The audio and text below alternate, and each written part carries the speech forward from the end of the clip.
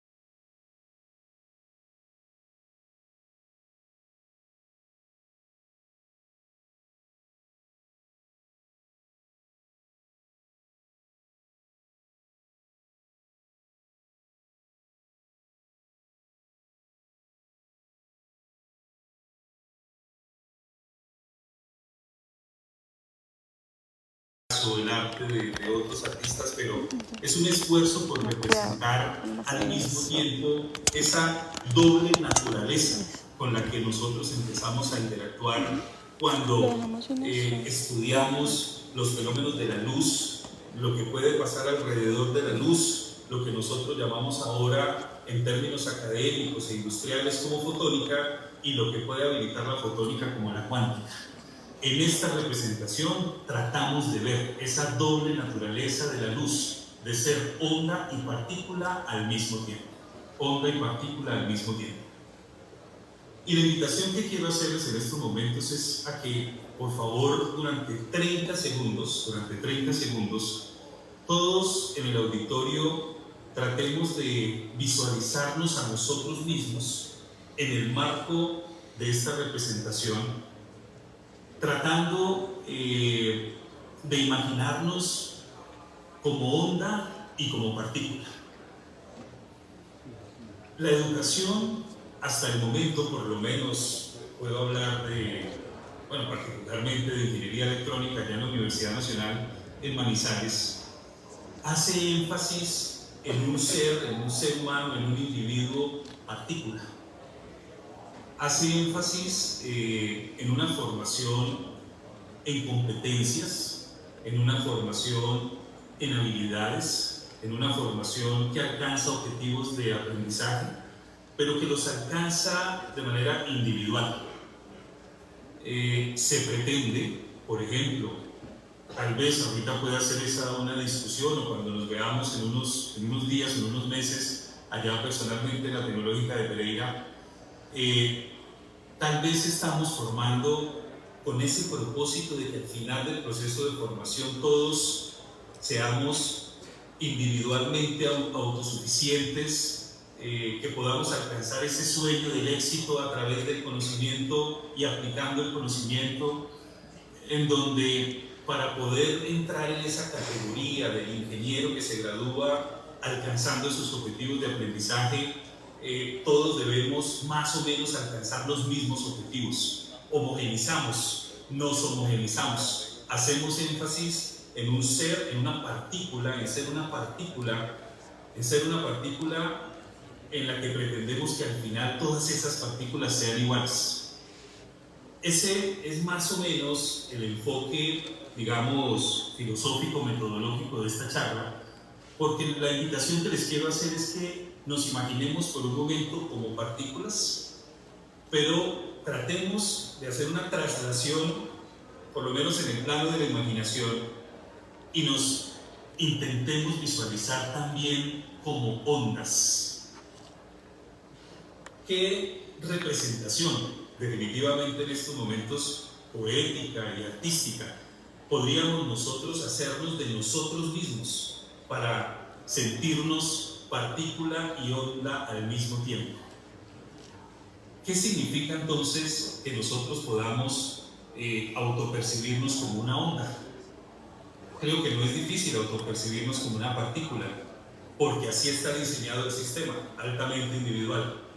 Pero tal vez sea interesante a nivel de pregrado, incluso en etapas anteriores a la universidad, comenzar a imaginarnos cómo sería ser una onda también, ¿no? ¿Qué es una onda humana? Una partícula humana, eso de pronto se escucha en algunas áreas del conocimiento, pero ¿qué significa ser una onda humana? ¿Será que nosotros hacemos parte también de un movimiento, de una fuerza que nos trasciende y que hace que eventualmente nosotros seamos también una onda? No sé si de pronto Andrés o quien esté en estos momentos moderando la conferencia pudiera contarnos sobre las reacciones del auditorio luego de estos 30 segundos, en donde quisiera que reflexionaran y trataran de compartirnos un ejemplo de representación. ¿Usted se siente onda? ¿Cuándo se siente onda? ¿Sí? ¿Usted se siente partícula? ¿Cuándo se siente partícula? Por ejemplo, yo me siento onda cuando todas las mañanas me despido de mi hijo. Samuel tiene 6 añitos, y cuando me despido de Samuel y voy al trabajo, aunque Samuel concebido como partícula y Neil concebido como partícula se separan en un momento dado, de todas maneras hay una fuerza, y pues muchos son papás, mamás, tíos, tenemos relaciones familiares, emocionales. Esas relaciones familiares, emocionales nos trascienden, y aunque estemos, de todas maneras hay algo que nos une. Es como una especie de ecuación, ¿cierto? Una especie de ecuación que relaciona las partículas y que independientemente del tiempo y del espacio hace que estemos conectados. Las mismas familias, tal vez algunos lo pueden llamar como cultura, ¿cierto? Manejan unas reglas tácitas, no siempre son explícitas, unas reglas tácitas de comportamiento, hay como una especie de códigos de comportamiento, códigos de honor, incluso códigos de representación de la realidad familiares, que son como una especie de ecuaciones que hacen que, aunque seamos y nos autopercibamos como partículas, seres separados, esas ecuaciones, esas fuerzas familiares, en este caso, por ejemplo, hacen que nos sintamos parte de una onda. Ese es un ejemplo filosófico. Básicamente estoy tratando de jugar con la imaginación y los estoy invitando a que hagan ese ejercicio para que nos autopercibamos como onda. 30 segunditos, no sé si alguno de ustedes, tal vez 2 personas, 1 o 2, quieran libremente levantar la mano y compartirnos su autorrepresentación como partícula y como onda. ¿Se sienten así? ¿Se perciben así? Definitivamente en estos momentos tenemos que apelar a la poesía, a la filosofía. Creo que desde la técnica es difícil de explicarlo, pero precisamente ahí es donde está el desafío que quiero proponerles. No sé si hay alguien que quiera compartirnos su autopercepción. Mi estimado profe Neil. Buenas. Le habla José Jaramillo. Profe José Alfredo, qué gusto saludarlo. Muchas gracias. Nos pone a pensar, ¿cierto? Sí, efectivamente, visualizarnos como onda es visualizarnos como... es más, haría una apreciación, un corolario a esa visualización de onda. Sí, cuando somos una onda coherente, podemos hablar como una sociedad que está yendo con un objetivo específico. ¿Sí? Esa sería la equivalencia que yo le haría a su analogía. muchas gracias. Sí, señor. Dejar esa posición individual, ¿sí? Y vernos como una onda coherente donde todos estamos en fase con ese objetivo.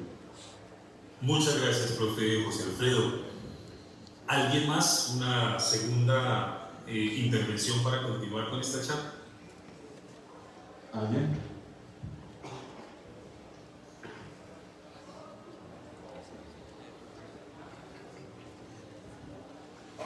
Buenas, profe. Habla con Manuel Zulbe, estudiante de primer semestre de física. Maravilloso, Manuel, muchas gracias. Primer semestre, ¿cuándo empezó? A estudiar. ¿Lleva cuántos? ¿2 mesecitos? ¿1 mesecito? ¿Hace cuánto empezaron el semestre? Sí, en agosto. En agosto, muy bien, gracias por su valentía. Cuéntenos, Manuel. Bueno, yo diría que me siento onda cuando estoy haciendo aquello que me gusta y estoy concentrado en aquellos pensamientos que me hacen pensar más. Así como usted lo hace pensar su hijo y el amor que le tiene, el amor por las cosas que hacen aprender, es aquello que me hace sentir a mí, ¿no? Y yo me siento como partícula cuando me doy cuenta de que tengo un cuerpo carnal. Y bueno, sí, así de chiste, me siento partícula cuando estoy completamente en foco. Muchas gracias, Manuel, muchas gracias.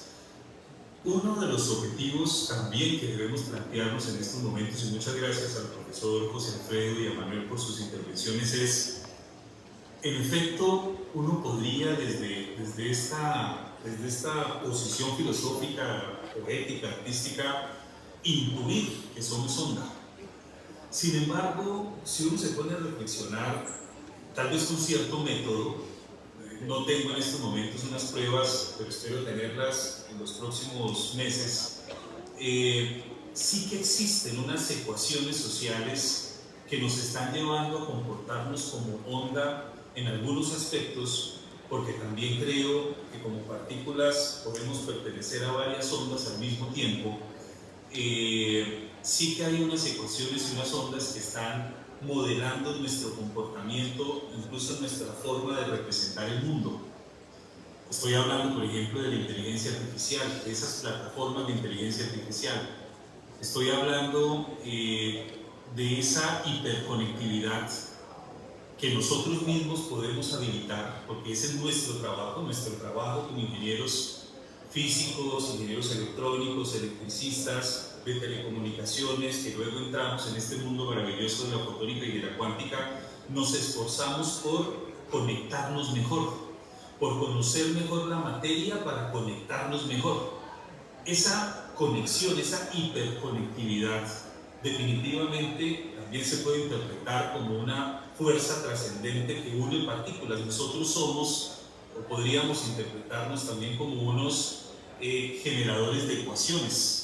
El problema está en que esas ecuaciones, esas fuerzas que van a unir seres humanos para que se comporten en determinado momento como ondas, gobernados por ecuaciones que nos trascienden, implican también una reflexión ética al interior de nuestros procesos de formación. Es decir, hoy más que nunca, yo creo, por los avances de la tecnología, que debemos seguir esforzándonos por conectarnos mejor, pero para que en el marco de esa conexión, en el marco de esa posibilidad de conexión, esas ecuaciones que se generen puedan ser ecuaciones que ojalá nos orienten hacia la paz.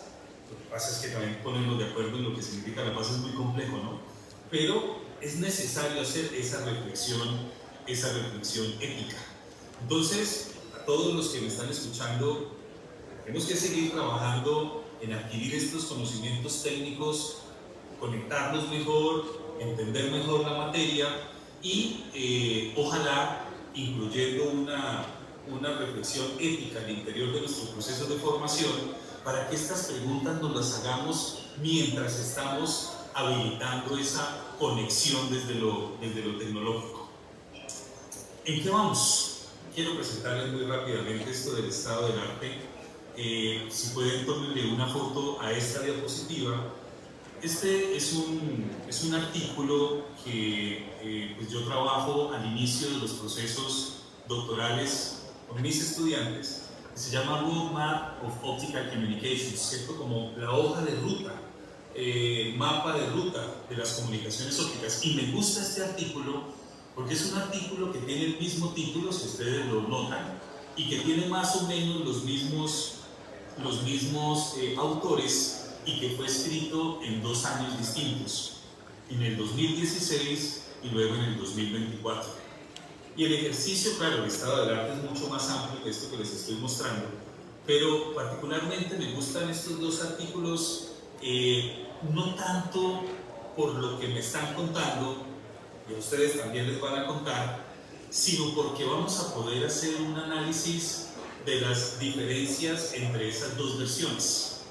Entonces, si ustedes logran bajarse este artículo, los invito a que los estudien, pero además de prestarle atención al conocimiento particular, traten de hacer una correlación entre estos 2 artículos para darnos cuenta qué se logró, qué no se logró, y sobre todo cómo va cambiando esa expectativa de evolución en el conocimiento, del conocimiento aplicado, al final de cuentas de la tecnología e incluso de las aplicaciones entre estos 2 artículos. Estos 2 artículos están separados 8 años. 8 años es muy poco tiempo para otras áreas del conocimiento. Hace poco tuve la oportunidad de conversar con un fenomenólogo, es un filósofo que trabaja en el área de la fenomenología, y hablábamos sobre la arqueología del conocimiento, de las diferentes áreas del conocimiento. En otras áreas del conocimiento, la arqueología, es decir, la distancia que hay entre generaciones de conocimiento, pues puede estar marcada por años, ¿no? O sea, cada 50 años, cada 100 años pueden suceder cambios de paradigma nuevas visiones en esas áreas del conocimiento. En nuestra área, muchachos, en nuestra área, comunicaciones ópticas, fotónica y cuántica, esos nuevos paradigmas de conocimiento pueden cambiar muy rápidamente. Vivimos en un área que está acelerada. Nuestra arqueología de conocimientos es una arqueología densa. Eso implica que nosotros tengamos que estudiar un poco más. Eso implica que nosotros tengamos que estar mucho más atentos a ese conocimiento que emerge en diferentes partes del mundo, pero eso también implica estar alertas desde la misma reflexión, desde lo ético, porque es posible que apenas cuando estemos alcanzando a entender un paradigma ya llega un nuevo paradigma. Me impresiona, por ejemplo, lo que puede significar para el mundo el que la empresa Nvidia sea una de las empresas ahora más costosas del mundo. ¿Qué significa por lo que hace Nvidia? ¿Qué significa? ¿Cuál es ese paradigma, cierto, que Nvidia le plantea al mundo al ser por el mismo mundo valorada como la más costosa en nuestra industria? Yo trato de hacer un ejercicio, pues cuando Google fue la más costosa, eso implicó un cambio paradigmático en el mundo. Facebook, Apple, estas grandes industrias que eventualmente llegan al top en la bolsa de valores y se vuelven las más costosas, representan esos cambios paradigmáticos. Estos dos artículos son interesantes por eso. Yo básicamente lo que quiero mostrarles es que, por ejemplo, aquí en el estado del arte, haciendo el análisis en este estado del arte, pues el abstract que aparecía en el 2016, pues son, digamos, cosas que ya hemos estado escuchando, pienso yo, que van a escuchar en estos días del lanzamiento de la Escuela Fotónica, para un transporte masivo de grandes cantidades de datos sobre largas distancias, ¿no? En las comunicaciones ópticas, pues sabemos que podemos transmitir mucha más información, el ancho de banda es mucho más grande, podemos transmitir más distancias, y entonces se planteaba al final de ese estado del arte como algunos desafíos, como cómo incrementar aún más esa cantidad de datos, cómo hacer que los componentes fotónicos bajen de costo. Ya sabemos en estos momentos que con la fotónica integrada lo podemos lograr. Este es un desafío que, aunque se escribió en el 2016, hoy es mucho más evidente, y es cómo optimizamos el uso de energía, cómo bajamos el consumo de energía. En Colombia nos estamos acercando a una crisis energética, si algunos digan que no, pero esta es una realidad. Mientras, como lo dice acá al final de este abstract, vamos adaptando los sistemas a nuevos diseños de servicios y tecnologías. Ahora comparémoslo con el abstract en el 2024. Ya en el abstract del 2024 aparece una palabrita que nadie se imaginaba, o una frase que nadie se imaginaba que iba a pasar en el 2016 y que tenía que ver con la pandemia. Aparece entonces el COVID-19 como una de las primeras frases del abstract. Eso hay que analizarlo también, ¿cierto? Tendríamos que reflexionar sobre lo que significó nuestra área del conocimiento para la humanidad en medio de esta crisis generalizada. Y luego al final ya empezamos a hablar de otras cosas, ¿no? Como esa investigación fundamental en la física y en la ciencia de los materiales, la electrónica y la fotónica de altas velocidades. Y fíjense, ya en el 2024 empieza a aparecer el procesamiento de señales, la codificación, los sistemas de comunicación y las redes, ¿no? El ejercicio que les quiero proponer para que lo hagan después es, tratemos de hacer esa correlación. ¿Qué pasó entre el 2016 y el 2024? ¿Hacia dónde vamos? Quiero contarles que ayer, acá en el Congreso Nacional de Educación Internacional de Educación, escuché a dos estudiantes de doctorado en Educación y Pedagogía. Bueno, yo les cuento, lo que pasa es que estoy acá también porque decidí comenzar a estudiar un doctorado en Pedagogía. Ahora soy estudiante de un doctorado en Pedagogía, reflexionando sobre estas cosas. Me inscribí ahí en la Universidad Católica de Manizales y estoy en este ejercicio en estos momentos encantado, leyendo lo que no había podido leer antes, y me sorprendió mucho que muchas de las tesis que se están proponiendo en educación y en pedagogía tienen que ver con la virtualidad, tienen que ver con las comunidades virtuales. Y ayer escuché por primera vez una palabra que nunca había escuchado, me dio miedo, que es la netnografía, una etnografía, por ejemplo, en el metaverso. Y entonces me atreví a preguntar y les decía, bueno, ¿y qué podemos ganar analizando en el metaverso lo que pasa en el metaverso y sacando estadísticas y indicadores sociales en el metaverso, ¿no? Y me respondieron con algunas respuestas que me sorprendieron, porque sentí que incluso en las áreas de la pedagogía y la educación tal vez estamos dejándonos seducir por esa ilusión de la hiperconectividad y de la virtualidad, y que entonces ya de pronto van a aparecer indicadores de pobreza y de riqueza y de otras cosas, pero en el mundo virtual. ¿Y el mundo real en dónde está? Entonces, lo que me sorprendía ayer, esto fue ayer, no lo tenía preparado pues para esta conversación con ustedes, pero lo que me sorprendió ayer es cómo, aunque el mundo real en el que ustedes y yo está en una crisis en estos momentos, hay un super huracán que próximamente tocará la Florida, y además pues con toda la situación geopolítica en el mundo, mientras el mundo real está convulsionando, el mundo virtual, por supuesto, controlado por nosotros mismos, por los ingenieros, en donde todavía hay cierto orden, está seduciendo de más a la gente. Esa es una reflexión ética también que debemos tener en cuenta. ¿Qué quería yo destacar en esta diapositiva? Bueno, las comunicaciones cuánticas, ¿cierto? La fotónica es un habilitador de las comunicaciones cuánticas, pero las comunicaciones cuánticas y todo lo de la tecnología cuántica no se puede concebir separado. Para poder llegar a la comprensión de esas comunicaciones cuánticas, pues hay otros temas que aquí estas tablas de contenido sugieren que nosotros también debemos estudiar para poderlas interpretar mejor. Formatos de modulación, transmisores y receptores coherentes, procesamiento de señales digitales y ópticas, lo mismo aparece acá. Aquí tenemos el machine learning, o sea, el aprendizaje de máquina, la inteligencia artificial, que a propósito fue premiado hoy, ¿no?, con el premio Nobel de Física 2024 para los padres de la inteligencia artificial, y que empezaron con los perceptrons.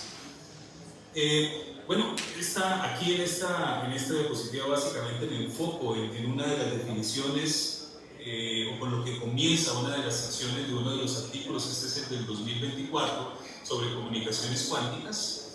Bueno, ya se empiezan a hablar de computación cuántica, simulación cuántica, sensado cuántico, metrología. El hecho de que nosotros tengamos la visita hoy del profesor Ildefonso en Pereira nos debe dar la certeza de que estos temas, computación cuántica, simulación cuántica, no son futuristas, no son imposibles de alcanzar.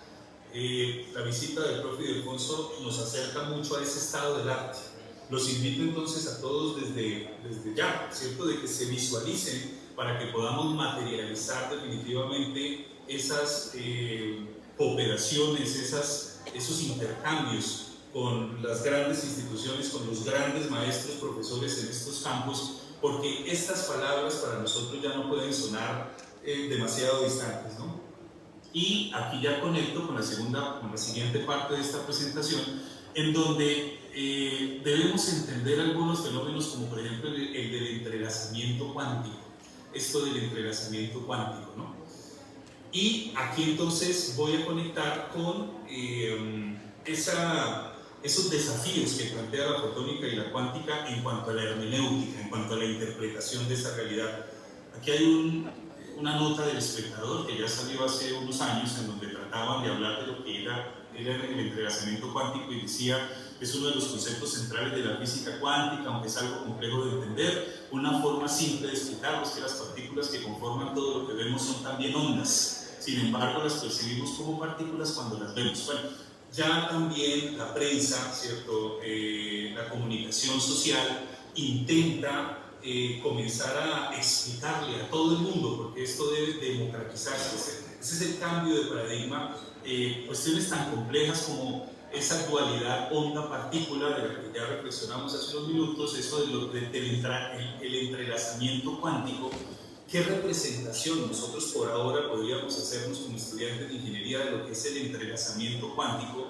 ¿Cómo me conecto yo con Samuel? ¿Por qué estoy conectado con Samuel, mi hijo? ¿Qué significa estar entrelazados cuánticamente? ¿Será que si yo me muevo de una manera, alguien en otro lado se puede mover de esa manera? ¿Qué significa eso, cierto? Hay que pensar en eso. Y en el principio de incertidumbre, que es el que nos gobierna. Esto lo voy a explicar un poco más rápido y de esta manera. No voy a seguir las diapositivas, pero para que nos ubiquemos. En la formación de ingeniería, para nosotros las categorías son esenciales, son fundamentales. Para nosotros es importante saber que el derecho es el derecho, que el izquierdo es el izquierdo, que arriba y abajo son diferentes, que ayer y mañana son diferentes. Las categorías temporales y espaciales son esenciales en nuestra formación de la ingeniería. A partir de esas categorías, nosotros construimos nuestros modelos.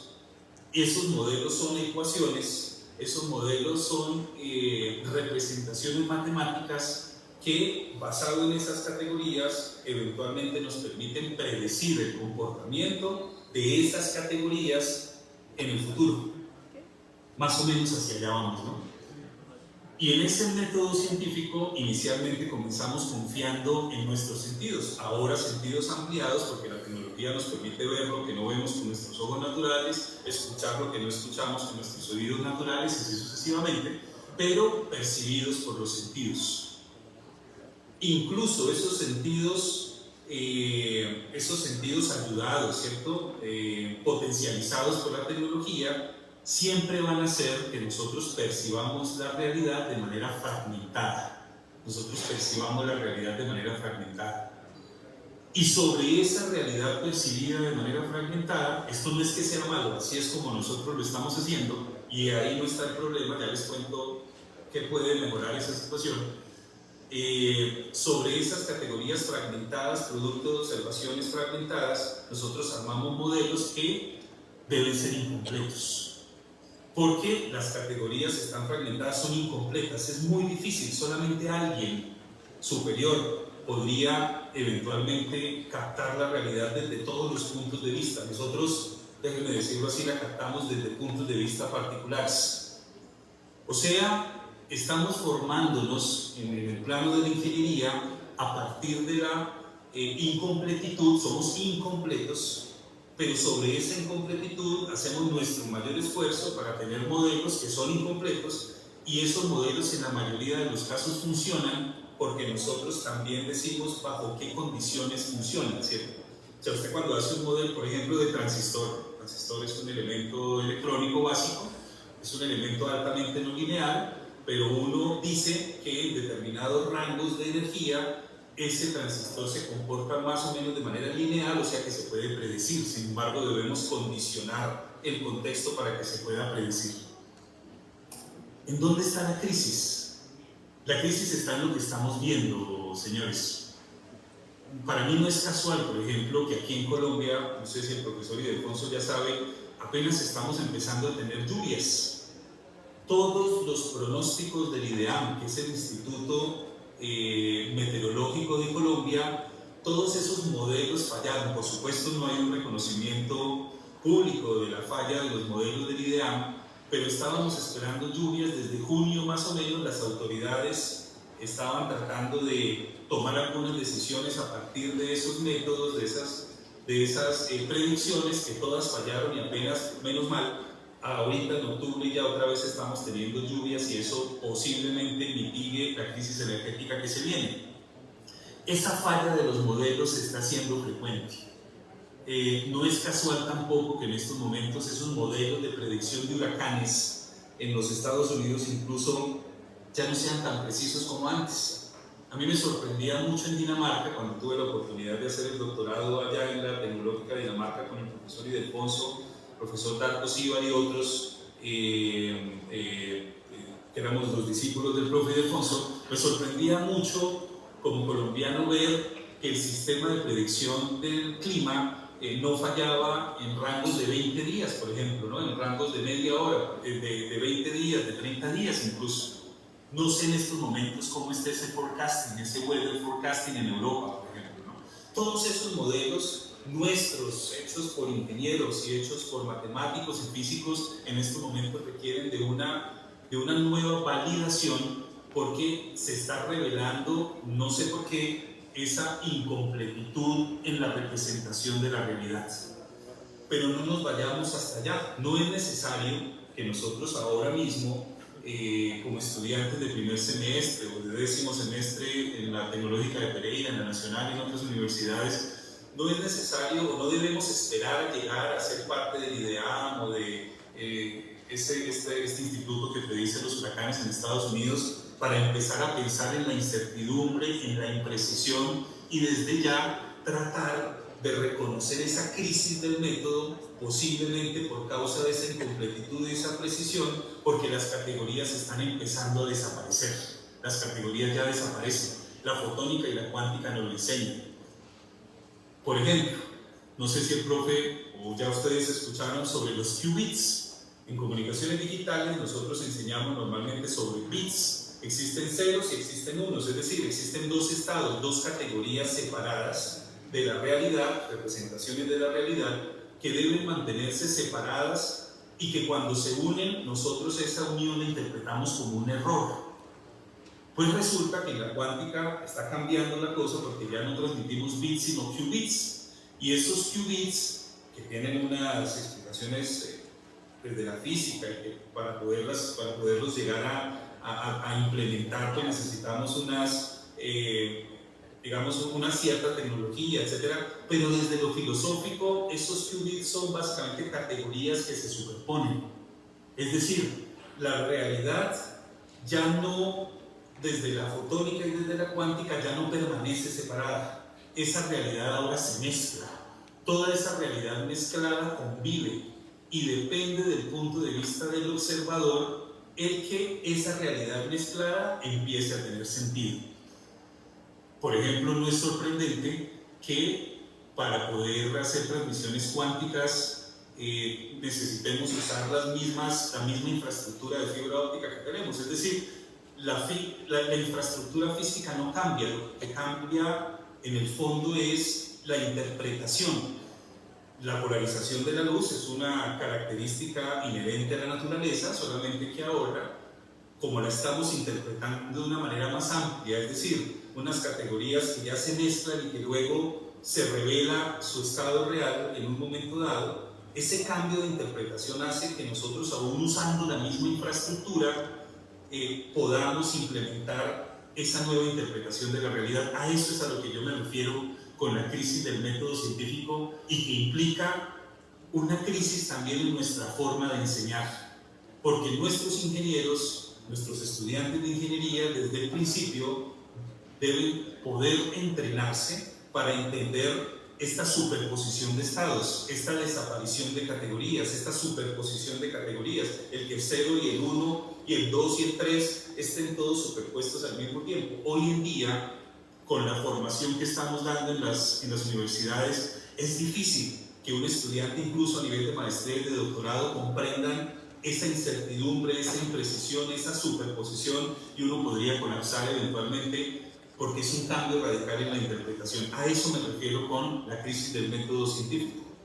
Esa fragmentación no es mala, solamente que debemos entrenarnos conscientemente para abordar esa fragmentación con la humildad propia de un ser humano limitado, pero también teniendo en cuenta que hay más seres humanos que ven el mundo distinto, y si logramos combinar esas visiones distintas, eventualmente caminar hacia la completitud. Hay unos paradigmas en cuestión, ya voy terminando. Ya el sujeto y el objeto tampoco se separan. Esto es fenomenología para otra charla. La fragmentación de la realidad ya la abordé, y los modelos incompletos de realidad también. Acá se ponen en entredicho la predicción y el control. ¿Qué le propongo yo a los profes que en este momento me están escuchando, a los mismos estudiantes, que reflexionemos? Yo no sé si estoy equivocado en esto, pero encuentro 4 puntos en donde podríamos concentrarnos nuevamente, ¿no? Desde el punto de vista de la formación, la pedagogía, el currículo, la didáctica, etcétera, que deberíamos reflexionar. Un primer punto de ellos es el mismo lenguaje que nosotros usamos, ¿no? El lenguaje matemático. A veces uno no es capaz de expresar ciertas cosas porque las palabras no le alcanzan. Me imagino que a ustedes eso les pasa cuando están muy enamorados y tratan de decirle a su pareja cuánto la aman, y las palabras no alcanzan, ¿no? Lo mismo pasa en esto de los diseños de ingeniería. La matemática nos atrapa.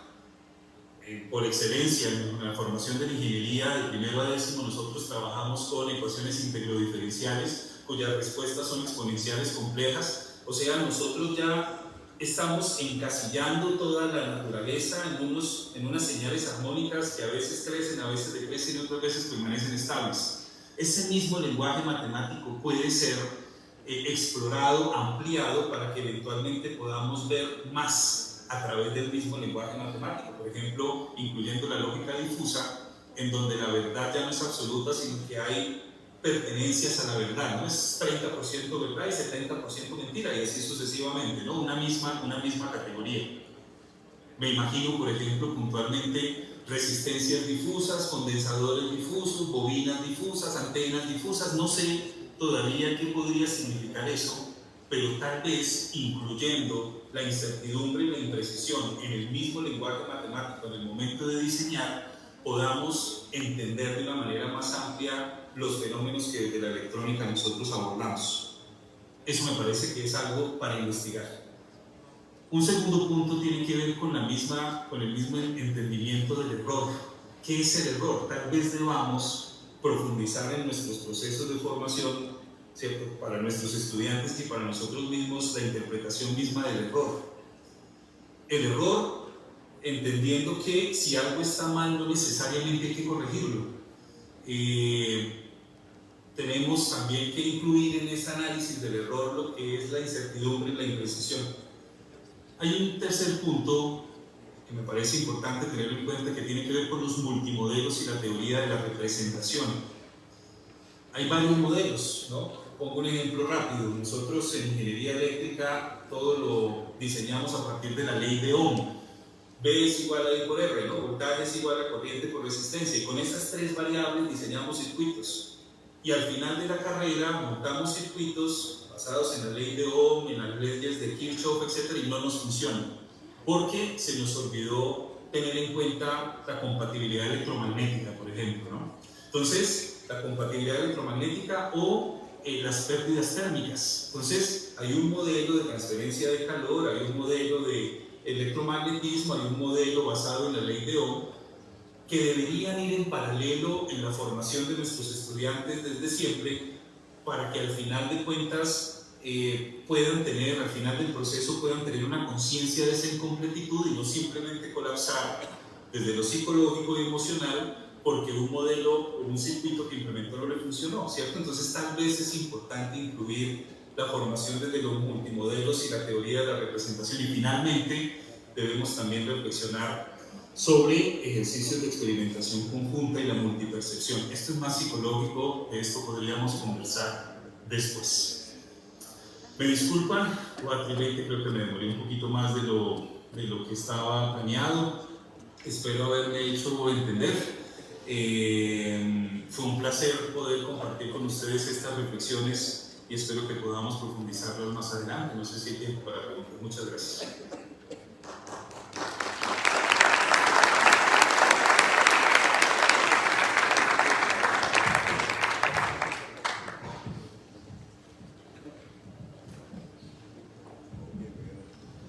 Muchas gracias, profesor Ney, por la interesante charla y por ponernos a reflexionar sobre el futuro de la educación. Abrimos un espacio de un minuto por si alguien quiere hacer una pregunta.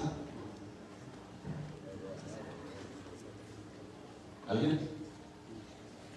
Bueno, creo que se agotaron cuando el profe nos preguntó si éramos onda o partícula. Bueno, no, profe, muchísimas gracias por su espacio. Proseguiremos con las charlas. Entonces voy a dar un espacio porque viene una charla muy interesante de cómo desde el sector productivo